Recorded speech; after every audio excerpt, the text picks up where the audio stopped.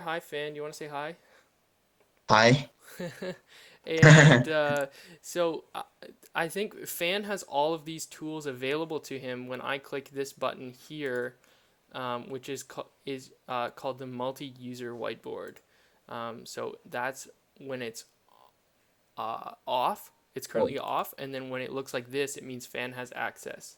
And I could have a question formed here, or Fan might be explaining to me his different approach to the problem or how he understands it, and we can actually draw together. So I have all these different tools available to me.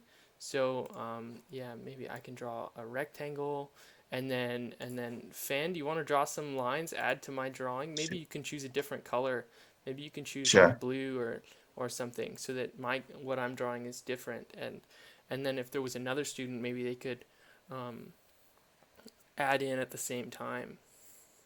So yeah, Someone draw a Fan's circle. using the pencil tool, and Yeah. there's also a text tool, and I can write like a little note that would stay here for the people who read it now and later. This is the right way to do this, right? So there's just a little example, and if you make a mistake, this is your option to go back. You just click undo annotation. Okay, thank you, Fan. Oh, and while you're here, how about we test out a couple other things? Um, so let's imagine I have questions. So what is the best letter in the alphabet?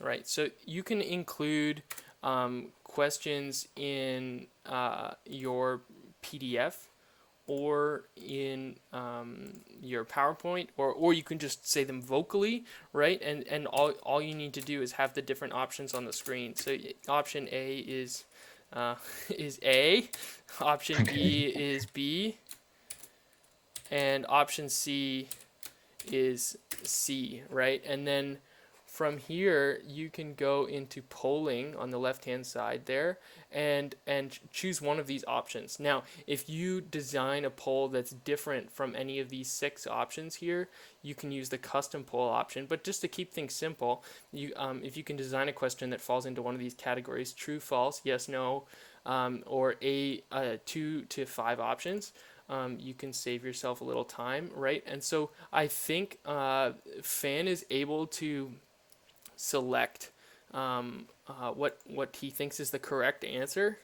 Fan, do you see that Okay. option? Yeah. I can see that's a polling option. I click, so for example, I click Okay, A. so you can give the students a little bit of time to answer, Okay. and then once that's done, we can click stop and publish polling results. So I can click that, and then the options pop up onto the screen in the corner. So it's maybe a good idea not to write your question in the corner, but it's Oh going to yeah. cover the corner of the screen and show the class distribution. So this will give you a sense of how students are grasping the material, and maybe if there's a really popular answer that's incorrect, a good idea to explain why it's not the correct option. Now, just for your information, I, as the instructor, can see how every individual student answered. So that is one reason not to share your screen, is because all of the students can see who got the answer right and who got the answer wrong, and that kind of thing. So it's kind of nice to just maybe keep that private if you can. Um, yeah, so that's the essence of polling and whiteboards. Um, Yeah, the other important one that is the chat. So a lot of students might not be able to use their microphones, or maybe they just don't want to interrupt you as you're speaking.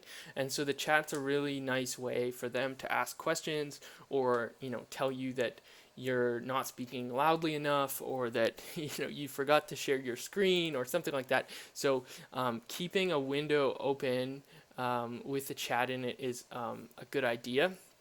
So, Fan, maybe you can write something in the chat This is the public chat as it shows up there at the top, which means that everybody in the class can see it. Now you can message people individually, but Fan, why don't you just send me a message in the public chat? You can message people individually using by clicking on them like this. I also see that I can make users presenters, and I can mute them if they're making lots of noise. That's useful if people are making Well, noise can and they you? don't know it. Sorry, Joe. Yeah. Can you see my type? No, I can't see your No. message in the public chat. Yeah. Ah, So that's weird. up here too is something else important while Fan works on that is we have call-in options. So if people have a slow or unstable internet connection, they can join by phone by calling into these numbers here. Yeah, so the chat's on the left-hand side, Fan, and in a box just above. Yeah, it should be just below the list of the participants. Yeah, I don't know how to send out this message. Okay, so you've typed it in. Maybe you can just press enter. Yeah, I did that, but you cannot see my message, No, right? does it look like you sent it? No, it's just a white page actually. There's Can you no other can you thing. can you say can you see my message? Come on, No. Fan. Do you see that? Oh, I see. Oh, yeah. I now I can see it. Let me see. Yeah, okay, so I see that Fan's typing. So that you see where that text was at the bottom. That's helpful. If you ask the class if they have any questions, you can look at the bottom there to see if people are typing questions. And if they are, you can wait for them to finish typing or move on as necessary. But because people need to press enter before you actually see what they say, it's good to be able to see that people are in the middle of typing. Mm-hmm. The last thing that we'll try out is breakout rooms.